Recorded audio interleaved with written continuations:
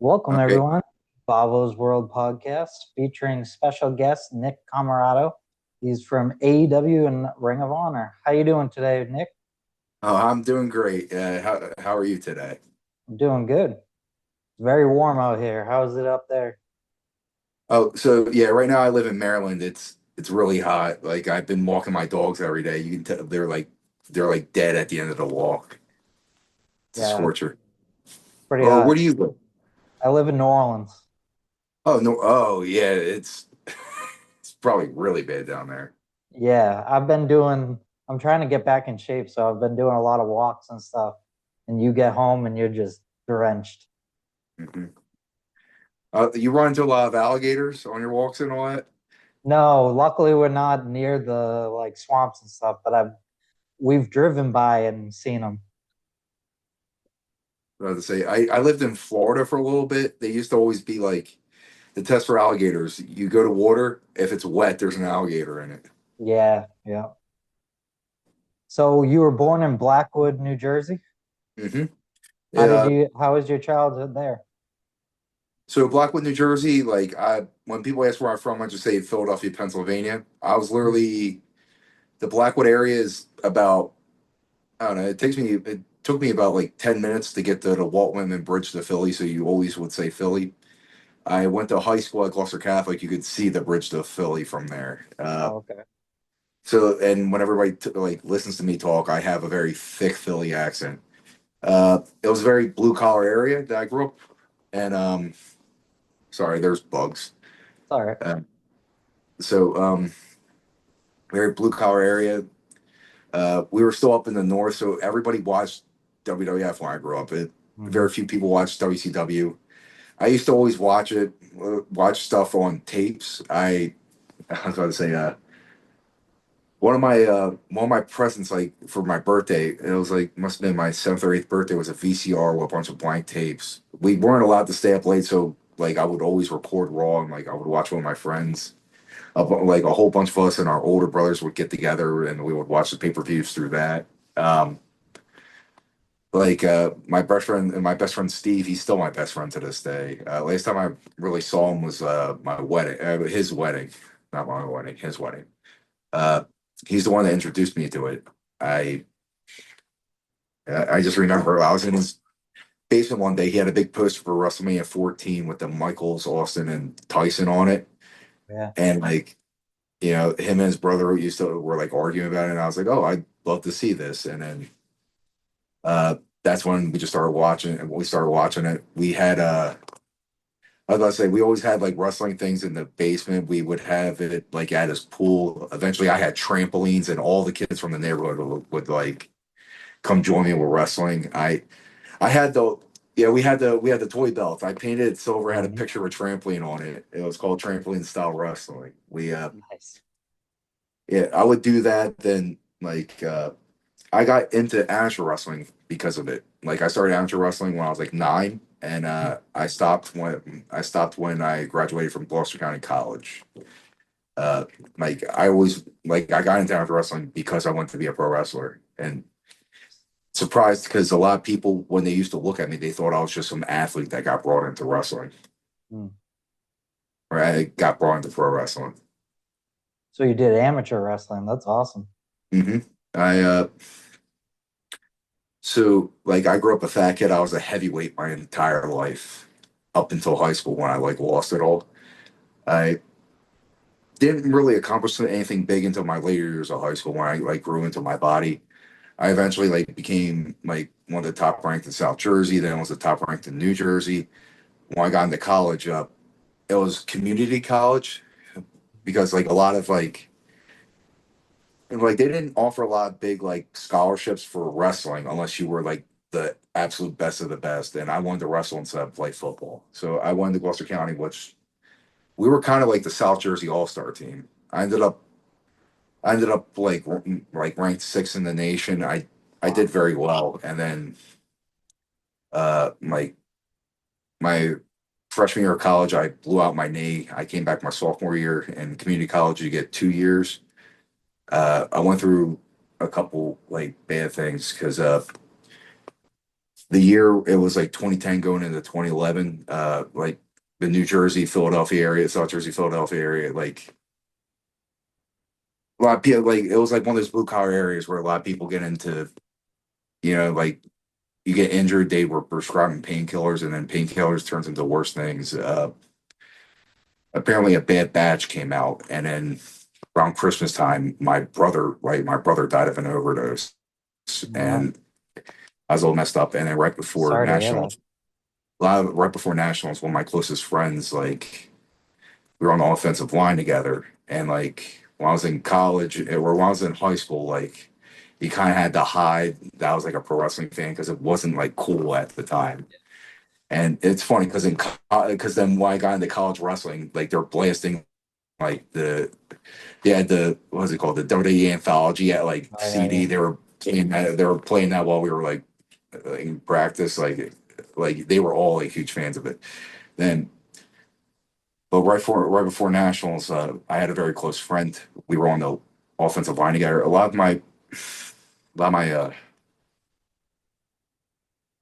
of things about me, like I got into powerlifting and all, like through it because of him. Mhm. He was always a one upper, as in like, so my freshman year, I out bench pressed and like shoulder pressed the whole football team except for him. He was a freshman as well. Then sophomore year, like I was like above everybody, but he was above me a little bit more. Junior year, I break the record. He breaks it by a little bit more. Senior year, I thought I broke the record. He had it again. Then he had like a bad injury. He got into painkillers. Painkillers turned into heroin, and then just right before nationals, I found out he died, and like it really messed me up. And I ended up like choking in nationals, and like what I was telling you about earlier.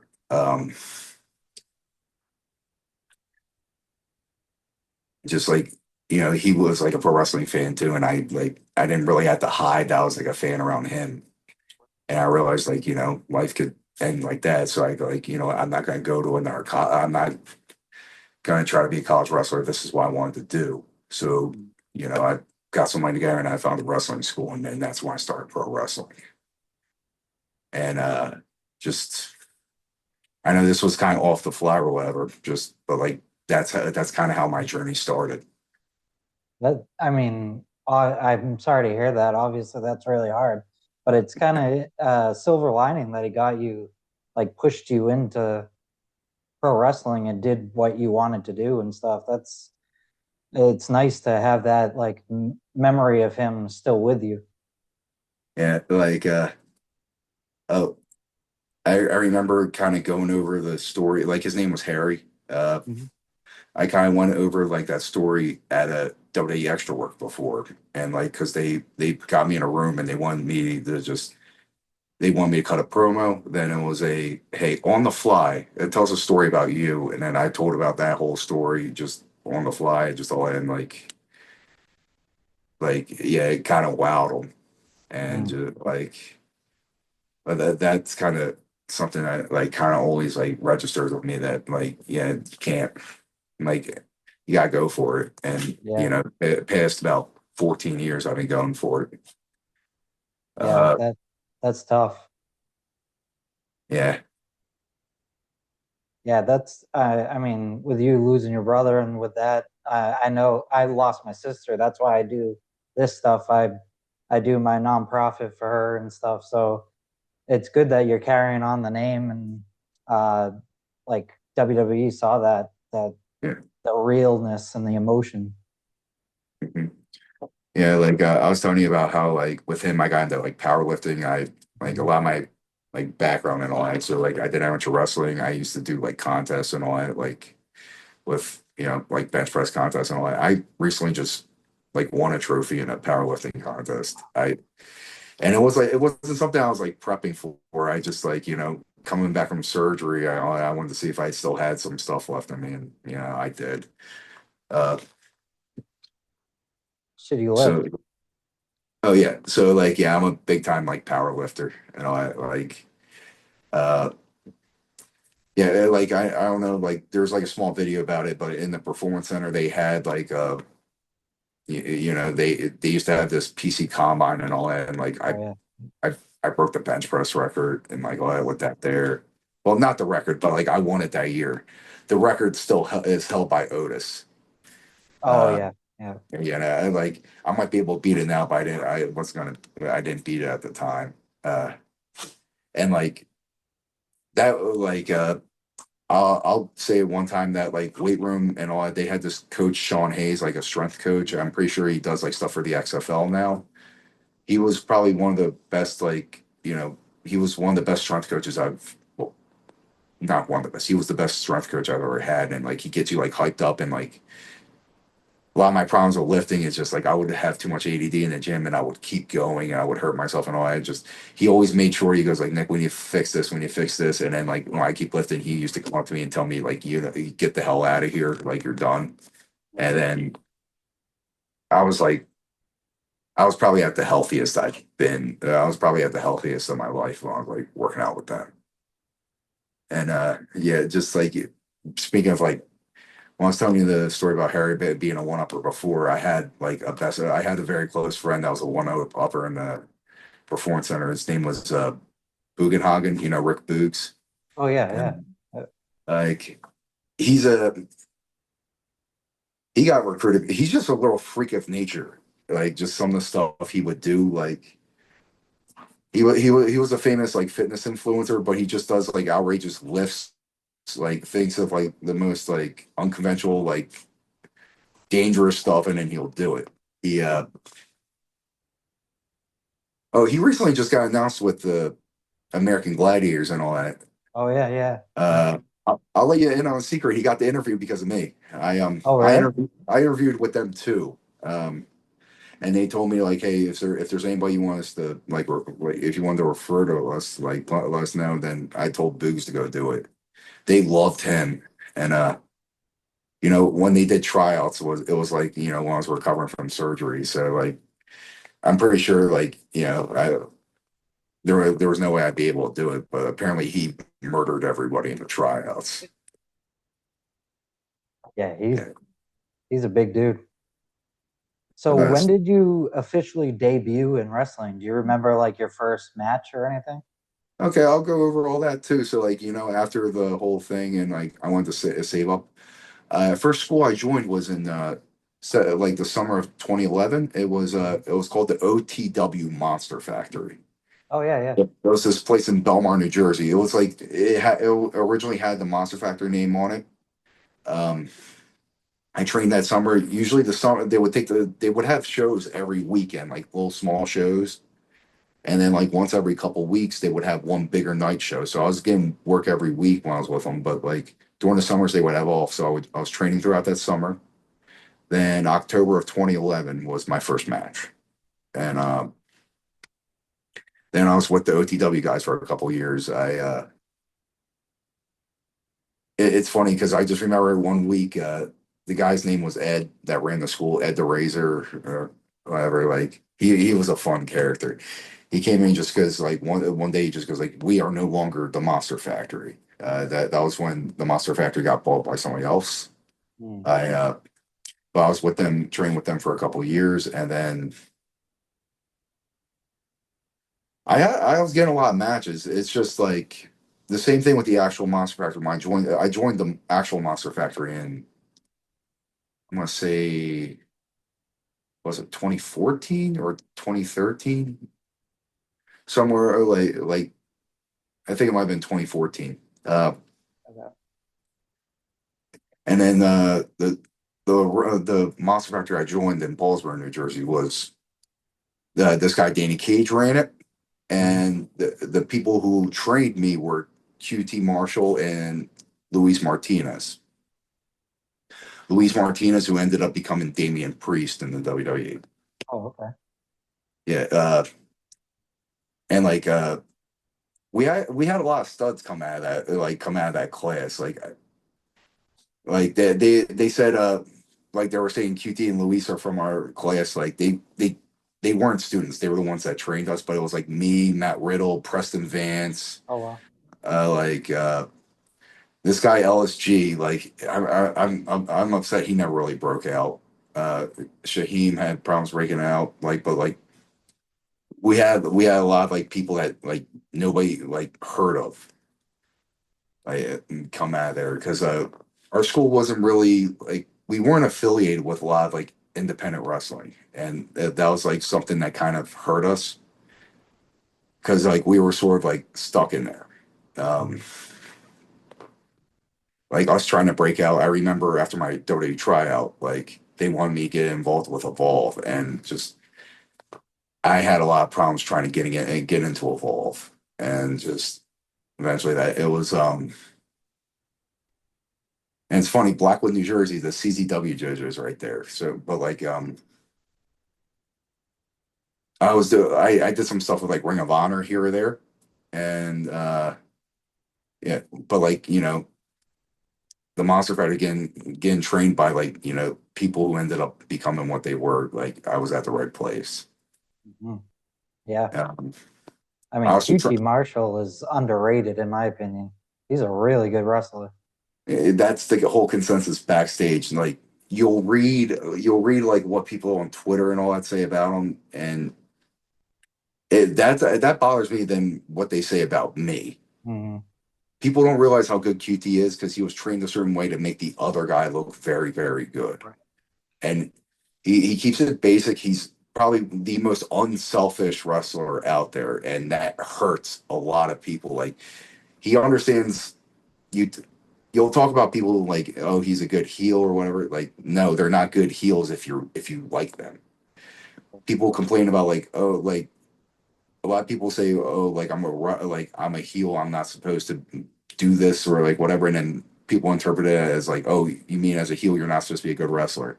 No, like I was always told, a baby face's job is to is to get himself over, and a good heel job is to get the baby face over.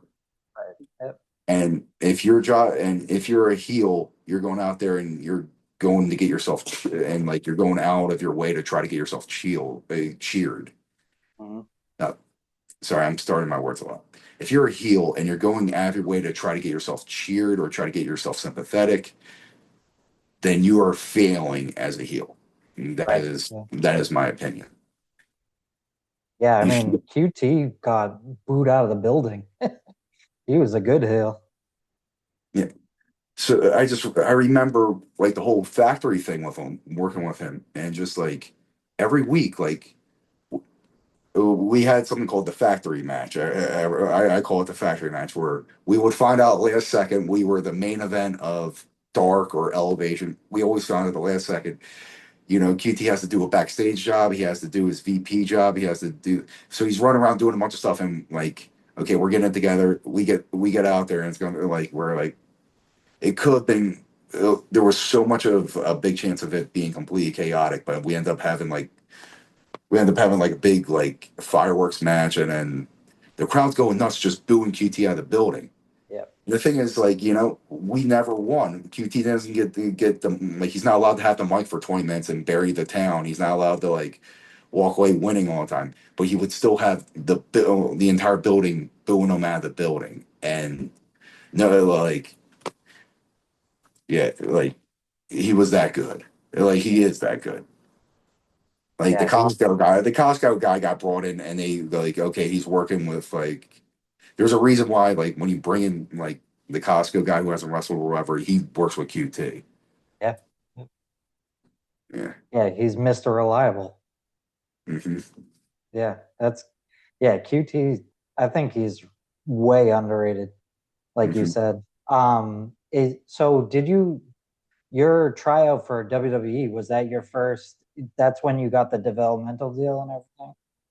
So I had my tryout um, late 2015 going into 2016. Mhm. My tryout was with like Otis was in my tryout, Velveteen Dream was in my tryout.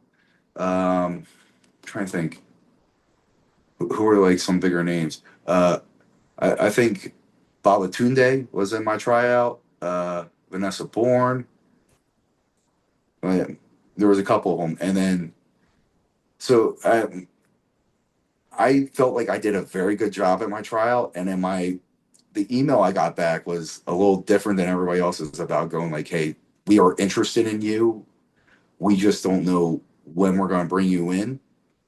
Uh, Pretty much like it was a very professional way of saying we have too many people that look just like you, and like they weren't looking for Americans. Like I know that sounds weird, but like unless you were like an exceptional indie talent or just something huge they can bring right in, like you were kind of screwed as an American. That's something I was told.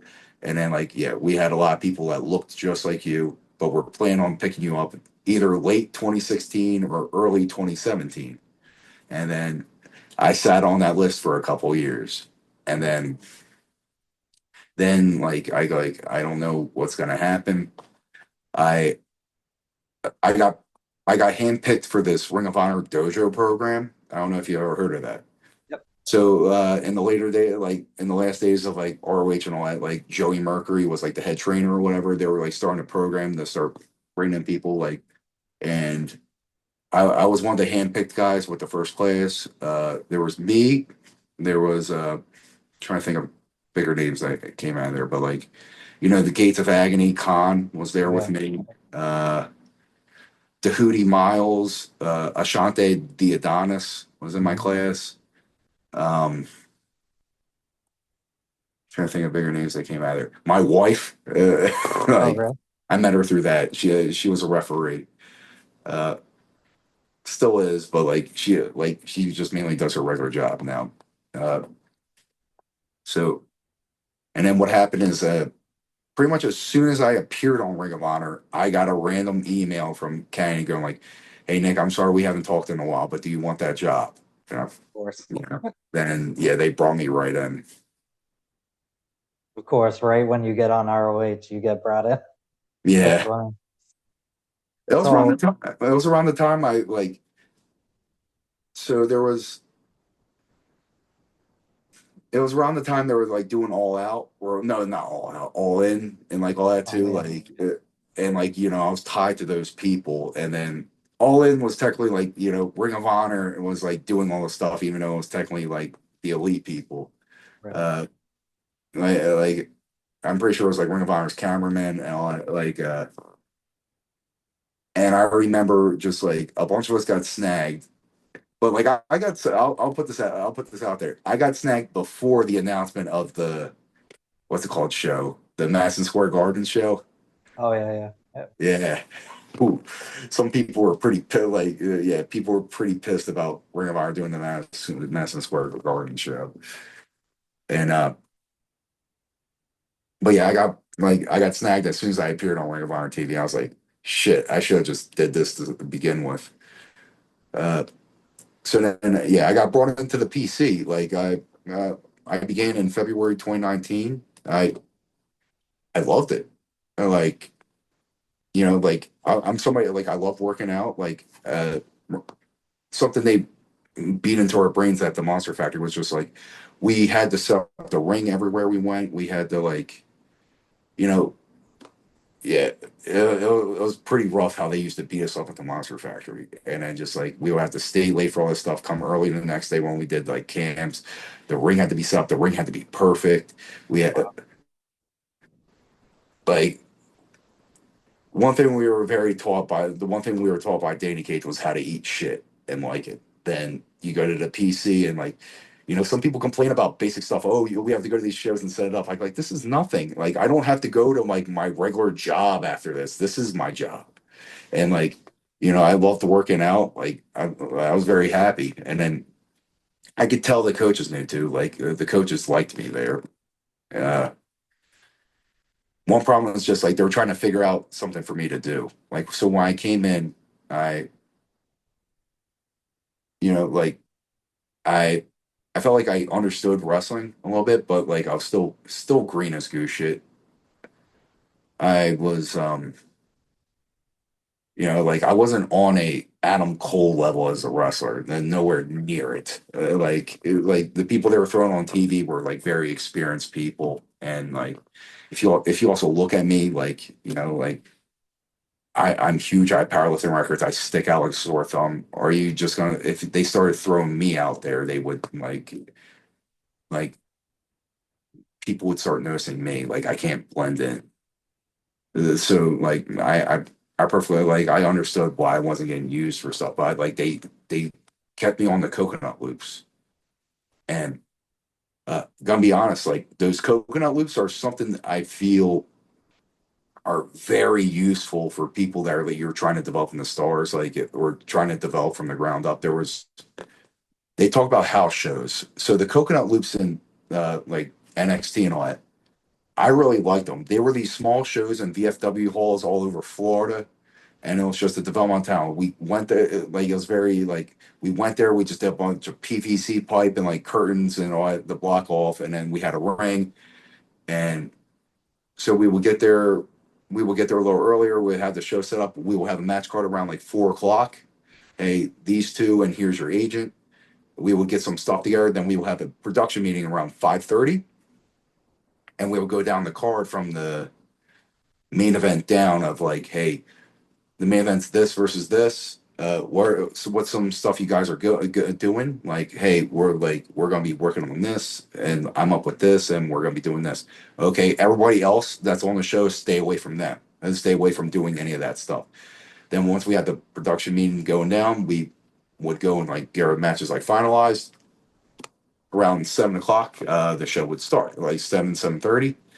Then we will go through the match, and then like the two agents are coaches or PC coaches. They'll have reports written for each match, and then after the show, we will pack everything up back in the truck and then go back home. And then like when I first got there, though, it was every Thursday, Friday, Saturday. Then we had the TV deal where yeah, I'm jumping ahead. So when I got there, they were doing the once a month taping at Full Sail. Where they'll tape four Oh weeks of yeah, yeah. TV. Then they got the TV deal where it was every week we were like every week we were having a show. So when we were doing every week, it was stopping from Thursday, Friday, Saturday to Friday, Saturday. Then it was like all the lower tier guys had to be at every like coconut loop. Mhm. Then it was just like, hey, you guys just have to be at the coconut loop shows you're booked on and all that because all the lower tier guys had to go set everything up at Full Sail for the show. Oh yeah. I remember setting up that ring early every Wednesday, and like you'd be surprised how many canvases are on a WWE ring. Like they would have like canvas and then this like cover that's like sort of a trash bag material protected. Then it would never another canvas, another trash bag. Oh, Then because they would like after like matches will be going, like they would make sure the ring's cleaned off, and then they would take a canvas off, and then like throughout like the show they'll be like taking canvases off. oh yeah, yeah. And like every match, like so many matches will just have like fresh, clean ring, like very professional. That's cool. Yeah. And then you went in. How did you go from WWE into AEW? So, all right, around 2020, like everybody remembers the pandemic, Yeah. but like I was a part of Black Wednesday. Oh yeah, yeah. So I remember that morning we all got like a call, like a whole bunch of us had this like call, like, and it was like a thing about going like, hey, we're gonna have to cut a bunch of our overhead, like whatever, we're gonna be getting rid of these people. We're stopping the development of this like building in Connecticut or something like that. We were blah blah blah. Then all of a sudden a whole bunch of people started getting released and released and released and released. And then they went to an NXT talent and I wasn't on TV yet. So like of course like yeah, I was gone. And then I remember being told like straight from Canyon going like, hey Nick, like people really liked you. You now have my number. This ain't gonna be the last time we talk. And then they ended up letting Kane go, like like a Oh couple yeah, months yeah. later. Yeah, Kane was really cool. So after I was released and I told Damian Priest about it. I think he might have been the one to sneak it out to QT. So QT was working at AEW at the time, and uh, yeah, he wasn't like a VP or anything like big time yet. But like Cody Rhodes, him and Cody Rhodes had the school right there in Georgia. And right as soon as I got released, I got like a message from QT going like, "Hey, how long is your um, how long is your non-complete?" It was 30 days, which kind of messed up his plans. He wanted to bring me into the Nightmare Factory work. I remember when the pandemic hit, there was like some problems with like getting a place to work, and they ended up using the Nightmare Factory to tape a whole bunch of dynamites and all that. Remember that? Yeah, I do. It was like 19 shows in a row or some Yeah, crazy amount. he was trying to get me on that, and then like, but my non-complete was a couple days after that. Mm. Uh, he wanted to get me in a little bit later than that. Then I went to the Nightmare Factory. Like they were getting me went to the Nightmare Factory for a little bit. That they were like, okay, we like you. We'll end up trying to get you on the dark taping. I went back home, and then when I was like back home or whatever, I ended up getting COVID. Uh, I don't remember where I got it from. It might have been a store or whatever, but it was like, it was after I came home, uh, like a week later. Uh, so like I ended up getting COVID, but like as a moron, I kept working out. Mm. Like I kept working out, like I'm like it doesn't feel that bad. And then like a week into COVID, like it got worse. Like I know it wasn't COVID that got me. I ended up getting pneumonia in both my lungs. I had something called rhabdo. Wow. If you know what that is, it's when your like kidneys are like digesting your muscles or whatever. Wow. My wife, like she saw me, like I looked like blue one day, and she's like crying at me. We're going to the emergency room right now, Nick, and all that. So she takes me to the emergency room. I ended up spending about 5 days at the hospital. uh, Wow.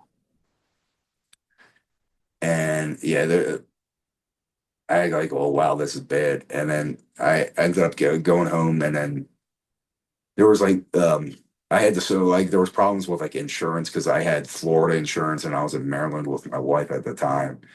And then like what happened was I wish I still had that freaking insurance thing because they screwed me big time. I was on the phone with them. They said that was good. It was good for this emergency. Like you're fine, whatever.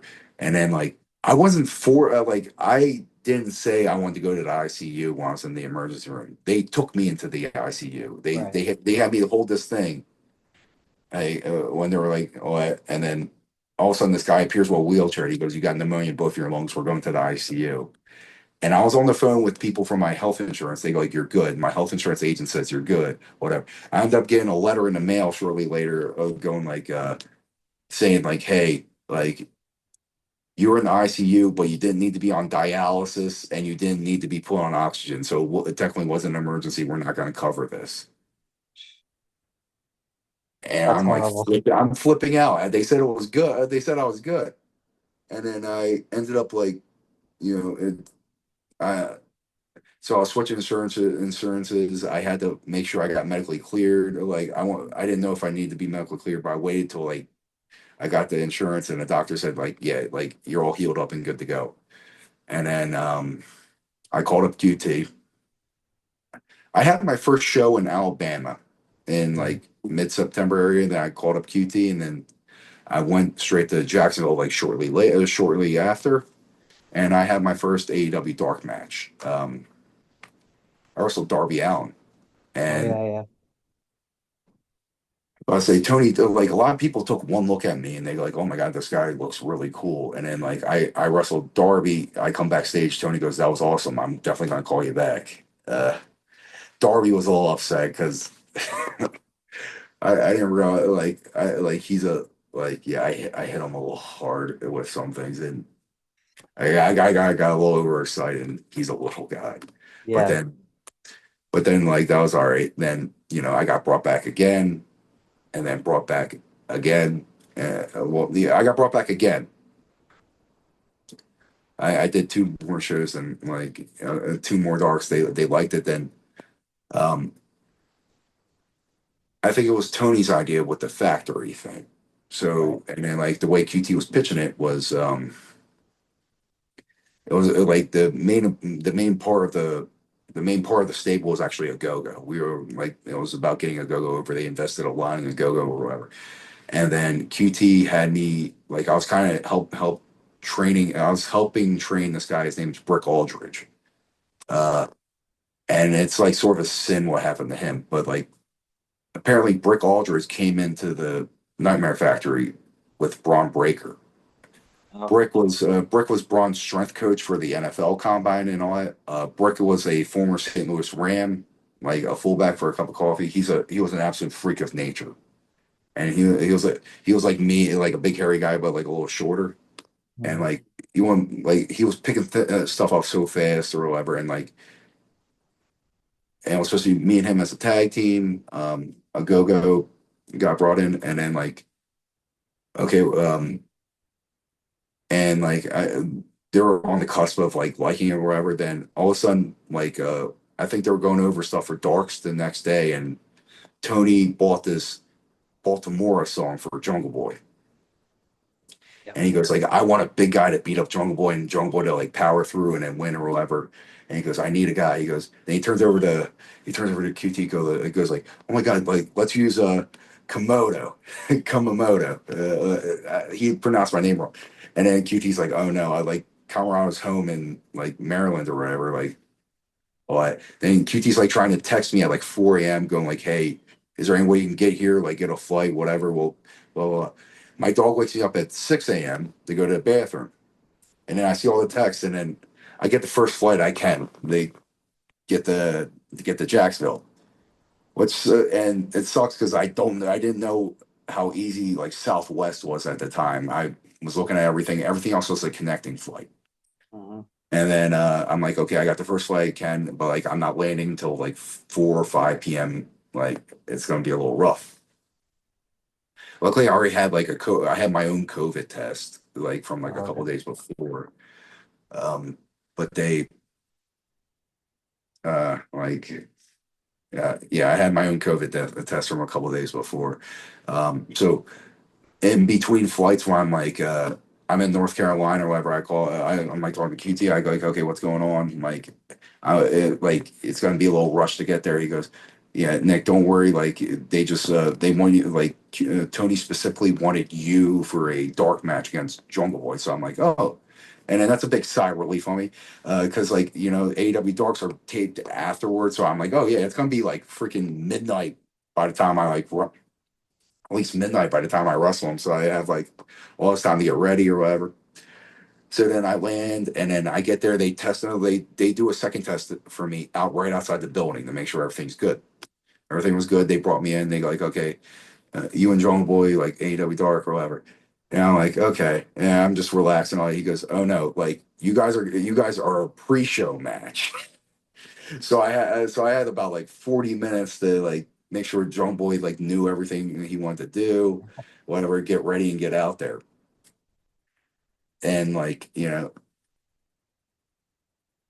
and like yeah, and like we had a good match to do. Like well we had like the match wasn't bad and the crowd got behind Jungle Boy.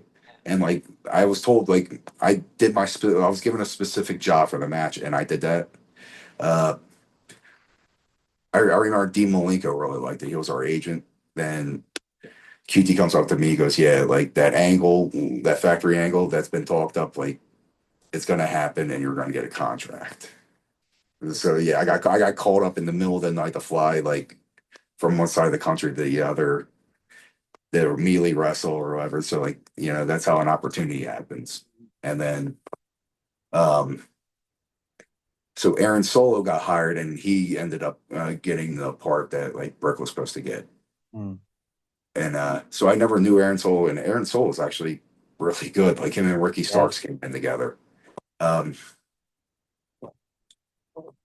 and then like yeah, the whole factory thing, like it started off really good, and like they randomly put me in a match with John Moxley they put me in a match with John Moxley on a random dynamite, and it was just I like a remember quick that. little 40-minute match. And I just remember like I thought I was supposed to be just in the background of like the factory while like QT was supposed to have like a big match with Dustin and all that. So I had a quick little match with Moxley, and like everyone's telling me you're trending. Everybody's still like people were talking about me just because I looked so cool. But and I go like, oh wow, that's awesome. So like some things were changing now. Like I found out they were gonna use me for Dustin, and Okay, now we're gonna put some a little bit of spotlight on you too. Then I remember the angle happened, and like everything that could have went wrong did. Mhm. As weird as that sounds. Um, so I remember like right after the pay-per-view, we had the thing where like a go-go had a tag match and I had the bullet match. Both me and a go-go got injured that day.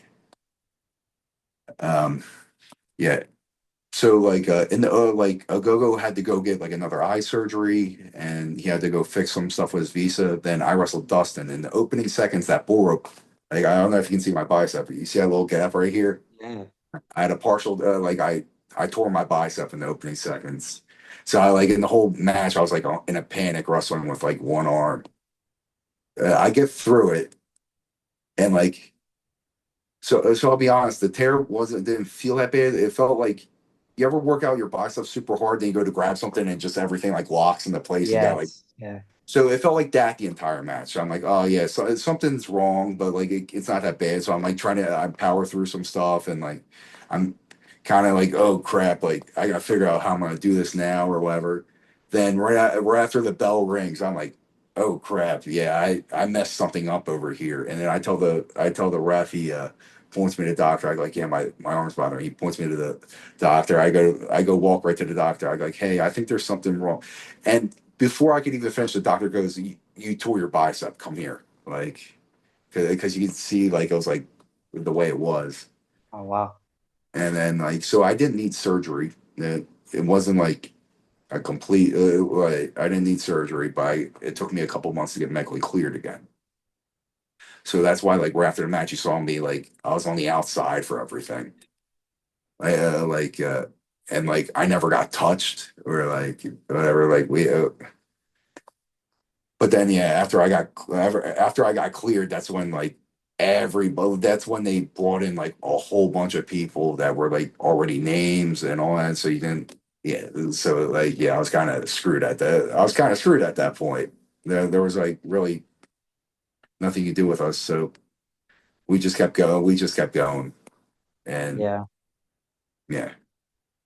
And then when that ended, you went to ROH. You wrestled in Oh, ROH. mhm. Yeah.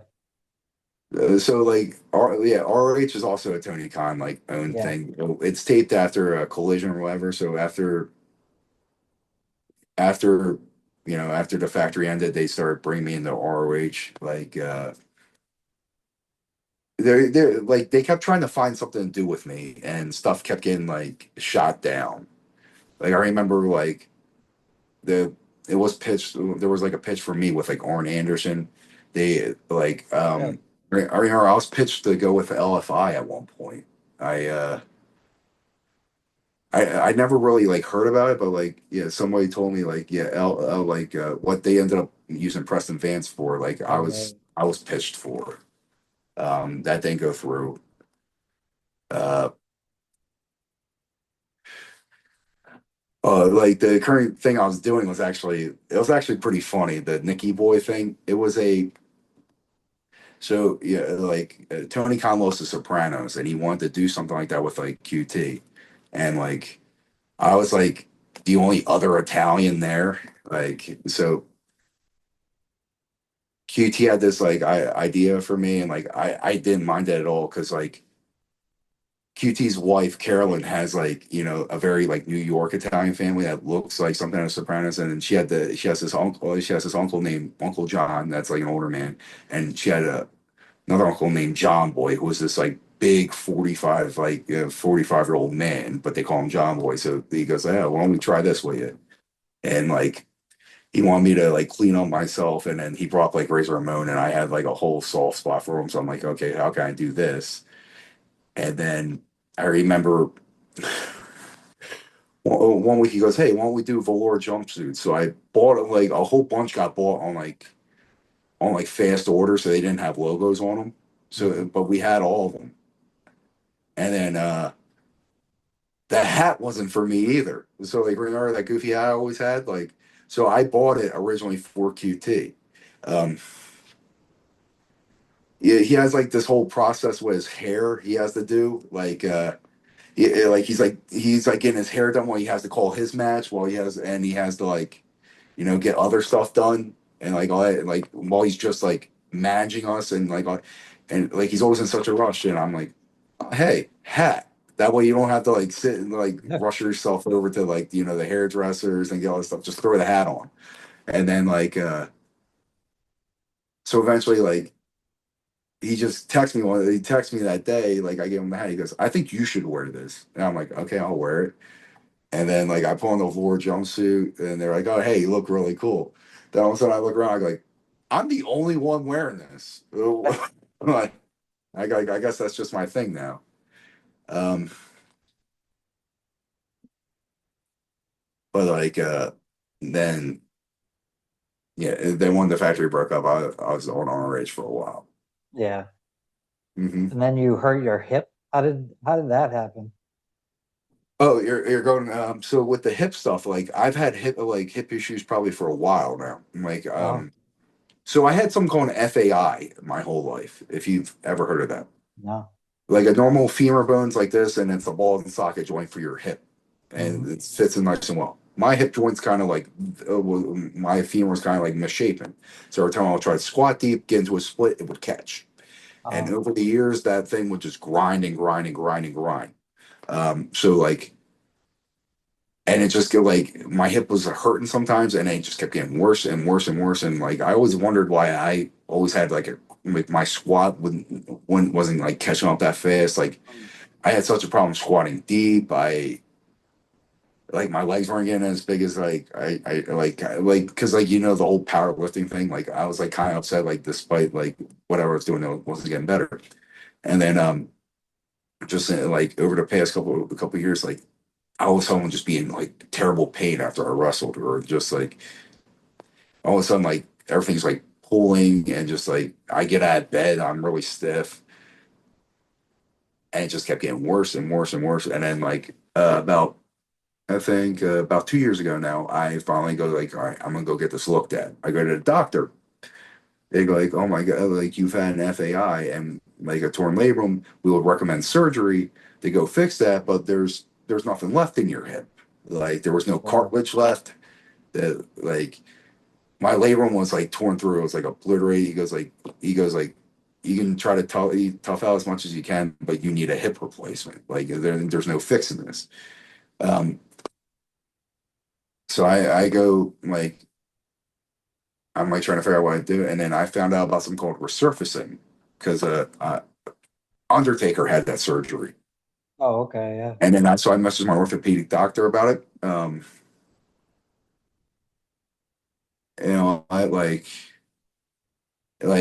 yeah, just like yeah, the hip resurfacing, and then I eventually just needed to go get it done. I was told like I had to go see like the trainers at AEW like a couple times, like the to like warm me up before matches. I would be hooked up to a muscle stimulator or whatever. Just so the hip resurfacing surgery was just like instead of a hip replacement where they take out your whole femur and then put a whole new thing in there. They cut in from the side, they dislocate my hip, they shave the ball down, and then they put like a cap over it, and then they fix the joint a little bit, it goes back in. It's just so you can have mobility while it's a newer surgery and like feels so good to get up with like not in horrible pain. Yeah. But yeah, things were bad for a while. Like if you remember all that whole year I was doing the thing with Jacoby Watts and all that. Like, yeah, I was limping really bad, like going into the match and like all day and like all that. Like the Jacoby Watts thing, we had a lot planned. Like there was a lot of really entertaining stuff we had like in the back burner. We just never got to do it. And um some stuff got screwed up. He was supposed to be my manager, and we were playing like a whole thing into it. And they just started throwing us out there as a tag. And I'm like, oh hey, like, how do we make this work? And I go like, what if I just never tagged them in? And like we were playing with that, and it just there was uh yeah, And we were having fun with that, but like I just remember the whole days just being in a lot of pain. And then when I finally got the surgery, so I had to do a call like this. I'm currently on my second round of rehab for it. Mm, So the first round of rehab, I was like doing a lot of partner stretching, some like mobility work, and I went at it. I was still very stiff. I went to Florida for like 2 months to like train at a couple schools that like AEW has a warehouse down there. yeah, I was trying to figure out whatever I could, and and then then they started bringing me into AEW again because like they were local. They started doing this dry needling stuff with me, mm, and I don't know if you ever heard of that. no, So like dry needling is like acupuncture, but it's done like methodically and like all that. So with like acupuncture, they'll go around your like sore area and like do this. Like I guess your body produces like cortisone or something, yeah, or just something with their. With this, they have these like big long needles. They look for your knots, like all your muscle knots, all your stiffness, or like whatever. And they poke in there, and all of a sudden your muscle grabs it and then releases. And like all of a sudden, like certain areas are just like releasing around me, and I feel like I'm more opened up like a lot after it. And then okay, then I'll start working more mobility work, and I'm more open than ever. And then like I'm now getting in areas like that, just been like so stiff, and like I've had because of like all my injuries and growing up with FAI, I'm covered in like overcompensations that I'm finally like yeah, fixing and all. Then after then I did it for a couple weeks with AEW. They had me do a dark. We technically call it a dark match, but like I had a match with JD Drake. We are just in our shorts and t-shirts, and like it was just, like they want us to see a couple things. Like they wanted to see how I move on my hip. They wanted to see like certain things, and it was just for the doctors to watch. We right, had we wrestled. They're like, okay, Nick, you seem good, and then I'm like, all right, good. Then I go backstage, and then like I just get a text going like, hey, you have your gear. And then I had a match that night. It was a 6-man tag. I had like one little stint with you know, Shibata, where I took a boot to the face, and then that was it. But like after that, I went and got another referral, and I found like a new rehab place that does dry needling.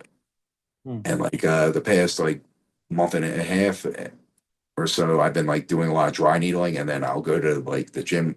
I'll go to a gym right afterwards and do a bunch of like mobility and like stability work and all that. And like things are finally starting to get a lot better. So like good, I remember in the thing he sent me, you have two like torn hip labrums. Like yeah, yeah, like so like stuff like dry needling does like that's something I would recommend for like anybody that's an athlete because an athlete, any kind of tweaks you're going to have overcompensation issues, and you're going to have like knots everywhere that you can't get in. It just releases like a whole bunch of crap out. Like it, it's like miracle work. I've never like had anything like to do what it did. I know I have like a lot of scar tissue on my hip from the thing. It like breaks through the scar tissue like this, and like it releases a lot of tightness. Like, and then right afterwards, you just work with it, and then all of a sudden, like you're starting to get better. Um, I also like so the place I go to for is it's right next to this place Life Met that I've been going to. Like I don't know if you met Kent, but like DDP is a big peddler for the guy. oh yeah, And the guy's been does like wonders. He's been helping heal a lot of people. I've done stem cells through him. He gave me like stem cell PRP into my left hip because I thought I might have had some issues over there. Turns out like no, the issues aren't there. There's a muscle right under your hip that like does like a lot of like uh external rotation and flexion like work that's been overcompensating. So like and now I'm finally getting into that. But like I've done stem cells through there. I've done like a lot of healing stuff. I've done like vitamin IVs through there. He's done wonders. Like the guy Ken, he's the one that if you remember MJF had the shoulder issue, and like he fixed MJF's shoulder. Like he does a lot of work with a lot of people, and just like I wouldn't recommend him enough to people. it's cool. Yeah, I was asking that because it sounds a lot like my situation. Mine was spurs on my ball joint that were just cutting my labrum over and over. And finally, it just happened. Like I wasn't even doing anything physical. I'm a preschool teacher, so I was just sitting with kids, and all of a sudden I was like, "Oh crap!" and Ooh. my labrum snapped. And like you say, overcompensation. That's why my other one snapped because I was Mhm. overcompensating. Yeah, they tell me in physical therapy how I'm gonna check out this dry needling because they tell me all the time that I'm the stiffest person they've ever seen. Yeah. Yeah, like you'd be surprised. Well, like, well, if you know how many people like in all sports like that they'll blow out their one knee and then like literally the next year or something like that they blow out the other knee. Yep. And you're like you come back too early from surgery, you're gonna like you think you're well. No, your body like the human body adapts and you're putting all your like stress into the other knee. Yeah, I don't know if you had to do it, but for my left one, I had to be in this machine for like 6 hours a day that like raised my leg and lowered it. And the guy that brought the machine said to me, I thought he was such an asshole when he said it to me, Oh, but even he for your was knee? for my hip. Oh, I But never heard that. I thought he was such a jerk for saying it, but he was right. He was like, I'll be back next year for your right hip. I was like, what the hell? Yeah, like luckily I had like I have some power, but like I had no mobility. I just made like when I got my when I got my thing fixed, I couldn't walk for you know I probably couldn't walk for like maybe 2 weeks or Wow. might have been less than that, but like I had a walker, like I could just do little steps or whatever. Like I wasn't walking clear, but like there's a like I live on a military base right now, but there's like a little gym nearby. I can get my walker to like an elliptical, and if I can get myself on the elliptical, I can move around on that. But I couldn't like walk that clear. Like Okay. and, like I wasn't in a I didn't sleep in a bed. Like I could like my wife is the greatest of all time. She had this like not that she got this like maybe a couple months before my surgery. It's this like really strong recliner like couch thing. It's got like a little massager on it, but like the fact this recliner leans back and I could sleep on it, like Mm. this was better than any bed. I remember she actually had a bed like right here, and like getting in and out of bed was sucked, but like just putting this recliner back, sleeping, and if I had to go to the bathroom, pulling it down and then pull myself up, and then like I'll have my walker right here. Like that was so much easier. Yeah. Yeah. Sounds like you have a great wife. Oh yeah, I have a terrific wife. That's Uh, awesome. so like right around the time like my bicep was torn and like all that, like that's when I proposed to her. Like I don't know if you've ever seen the video or whatever. Like No. here in Maryland, we have this place called MCW. It's a shame it's not like one of the higher like tier, and it's not like people don't call it one of the higher tier indies, but they draw a lot of people and they go all over the state and like all that. It's like here, I think they go into Virginia sometimes and all that, but like Velveteen Dream came out of the school. Theo Rush came out of the school. Uh, remember the Hardys used to come here all the time. Like a lot of people have like good ties to this school, and just like we draw like they draw like good for an indie. Uh, I asked for permission, and then like yeah, I came and surprised her when she was like roughing, and then just like proposed to her in the middle of the rain. It's awesome. Yeah. It's great. So yeah, I've taken up a lot of your time, but now we're gonna go on to the lightning round and go faster. But this I call it my lightning round because it's just quick questions, quick answers. Um, who is your favorite wrestler or your Mount Rushmore of wrestlers? Ooh. Uh, I know we're not allowed to say Hulk Hogan anymore, but like I grew up loving Hulk Hogan. Oh, Attitude Era, like Attitude Era. That was when I watched like my best friend loved Stone Cold, so I loved Triple H. Like I loved like because the antagonist on him. Like I was a huge Triple H fan as a kid. yeah, he was great. And you're allowed to say Hulk Hogan. I mean, yeah, he had issues, but he's still, I mean, he built so much in the wrestling business. I don't know, like I love the over the top characters and like Yeah. all that. Like when I watch '80s, like I have a huge smile on my face.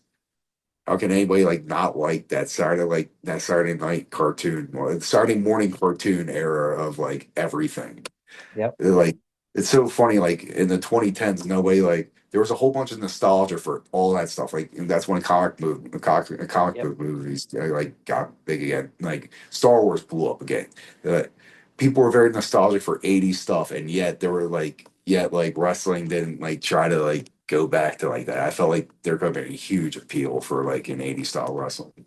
Right. All right, back to the lightning round. Yeah. What's your favorite match that you've had personally?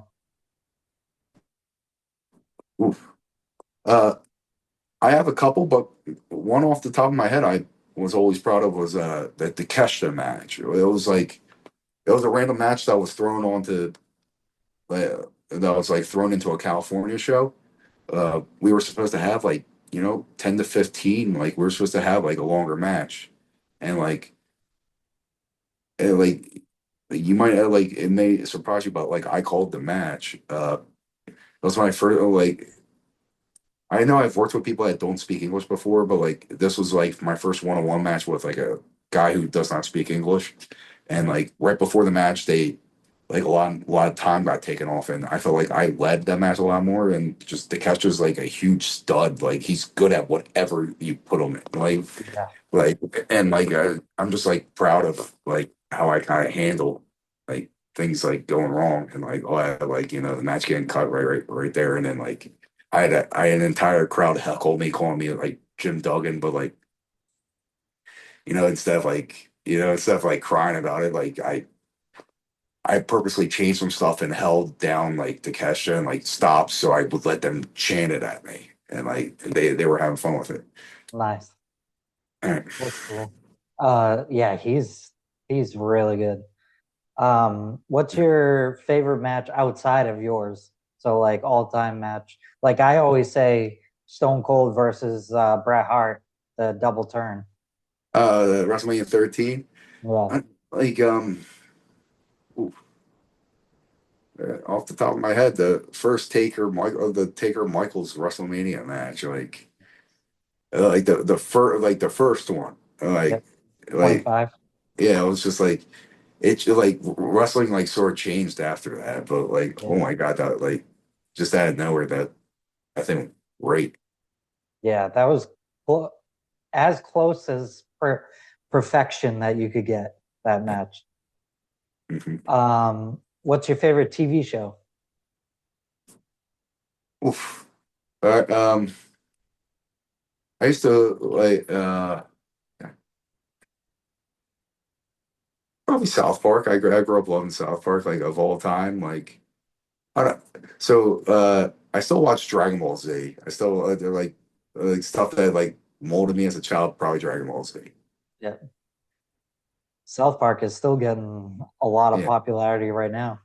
Oh yeah, it blew right back up. Yeah. Yeah. Yeah, they're good. Favorite movie? Oh, Lord of the Rings. Just Nice. that whole Which trilogy. the whole trilogy? Yeah. Yeah, it's just Nice. yeah. You hear Did, a lot of stuff about me growing up. I was a nerd growing up. I loved I loved or like I grew up loving like RPG kind of stuff. mhm. Before this I was an accountant. So I loved like the term and I loved like the whole fantasy settings and like Yeah. that sort of like and like I was always very good at math and just like accounting and like spreadsheets and like data. Like I grew up playing that and I just loved the whole many and then it all came from Tolkien and then just like and then like I've never seen like such a love letter to the source material as those movies. And it was like it was before like all the green screens happened and all that. It was before like the over reliance on CGI. There was a lot of love put into that. Like they handmade all the sets. Like the funding was good. Like the acting was terrific. Like I'd never seen like something like so well put together as like the Lord of the Rings trilogy, and like people still realize how good it is, and that's why like. That's why there was such blatant hatred at the Rings of Power stuff that came out. You Oh can't yeah, just yeah. treat that as like no, like the freaking like everything from Tolkien is the nerd Bible. Yep. Yeah. Favorite music or band or artist? I love the as of late, like I don't listen to like my gym playlist a lot. Like I'll listen to anything, but like my gym playlist is they call it divorced dad rock. If you ever heard of that, No. the early 2000s gargling, mouth gargling marble kind of sound, like marbles like in your mouth kind of. Yeah, But yeah, like I'm that's a big fan of hilarious.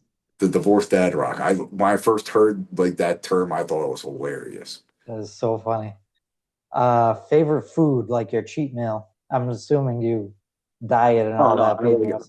I try to hit some macros, but like you see me, I'm not shredded. I eat all the time. I eat like I'll sneak crap in all the time, but like huge fan of you know Italian boy pizza. Pizza will never not be good with me. You like I've eaten entire pies before. I've done like yeah the amount of pizza I can put down and never get sick of it. Yeah, Yep. pizza. That's my dad's. My dad loves pizza. I'm Italian too, but I Yeah. love pasta more than pizza. But yeah, my dad I was about to obsessed. say the kind of stuff you can eat, all that kind of stuff you can eat every day. Yep. I know I keep going to the Italian, but it's just like like I'm an Italian boy, grew up in New Jersey. Around me, like everything around me was like there was like every like good restaurant around me was an Italian restaurant. There was pizza places all over the place.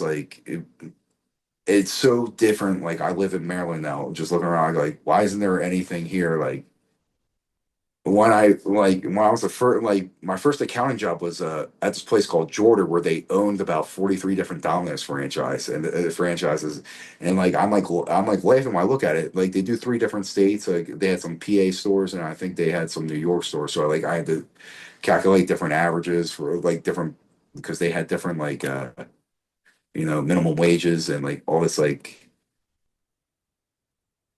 they had so many employees in and out all the time, but I'll look at some stores like they're doing really well. I'm like, who's ordering Domino's like in New Jersey in like New Jersey, PA or like New York.